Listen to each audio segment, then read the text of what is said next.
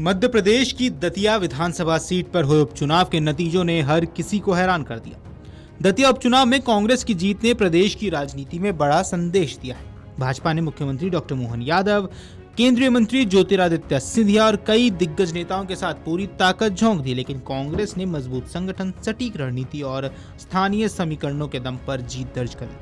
कांग्रेस उम्मीदवार कुंवर घनश्याम सिंह को 67,757 वोट मिले, जबकि बीजेपी उम्मीदवार आशुतोष तिवारी को 60,741 वोट मिले और उन्हें 6,016 वोटों से हार का सामना करना पड़ा। दतिया उपचुनाव के नतीजे सामने आने के बाद अब सबसे बड़ा सवाल यही है कि क्या बीजेपी के हारने के पीछे नरोत्तम मिश्रा का फैक्टर रहा? तो इस सवाल का कोई सीधा जवाब अभी तो किसी के पास नहीं है, लेकिन कांग्रेस की जीत के पीछे कई बड़े कारण बताए जा रहे हैं। पहला, जीतू पटवारी की माइक्रो प्लानिंग। दरअसल प्रदेश कांग्रेस अध्यक्ष जीतू पटवारी ने पूरे चुनाव की कमान संभाली, बूथ स्तर तक जिम्मेदारियां तय की, लगातार क्षेत्र में बने रहे और गुटबाजी को हावी नहीं होने दिया। इसका सीधा फायदा कांग्रेस को मिला।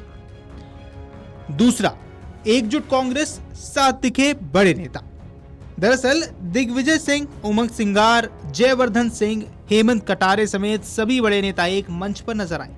टिकट को लेकर शुरुआती असंतोष को भी समय रहते संभाल लिया गया, जिससे कार्यकर्ताओं में एकजुटता का संदेश गया।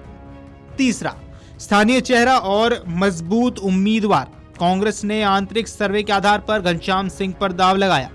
दतिया राजघराने से जुड़ाव, 2 बार विधायक रहने और क्षेत्र में मजबूत पहचान का लाभ उन्हें मिला है। मतदाताओं ने परिचित चेहरे पर भरोसा जताया। चौथा, बूथ मैनेजमेंट और स्थानीय मुद्दों पर फोकस। कांग्रेस ने प्रचार को विधानसभा के अलग अलग हिस्सों में बांटकर चलाया। गांव-गांव संपर्क अभियान चलाया गया। बेरोजगारी, स्थानीय समस्याएं, जनहित के मुद्दे चुनाव के केंद्र में रहे, जिससे मतदाताओं तक पार्टी का संदेश प्रभावी ढंग से पहुंचा। पांचवा, भाजपा की अंदरूनी नाराजगी और बदले जातीय समीकरण। भाजपा में टिकट को लेकर असंतोष और भीतरघात की चर्चा पूरे चुनाव में रही। वहीं आजाद समाज पार्टी समेत तीसरे उम्मीदवारों की मौजूदगी और बदले जातीय समीकरणों ने भी मुकाबले को प्रभावित किया। विश्लेषक मानते हैं कि इसका अपेक्षाकृत ज्यादा नुकसान भाजपा को ही हुआ है। दतिया उपचुनाव की सबसे बड़ी चर्चा नरोत्तम मिश्रा को टिकट नहीं मिलने की रही।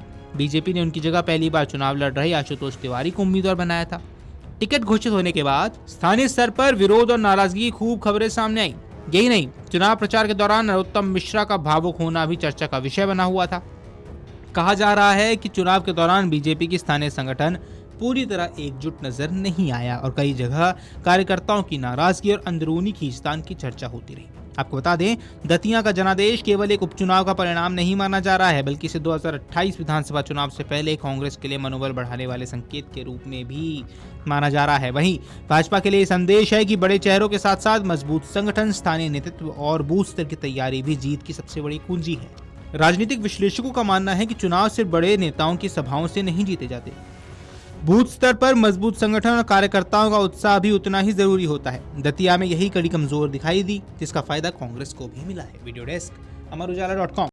अगर आप ये वीडियो YouTube पर देख रहे हैं तो हमारे चैनल को सब्सक्राइब कर बेल आइकन दबाएं और Facebook पर देख रहे हैं तो हमारे पेज को लाइक करें।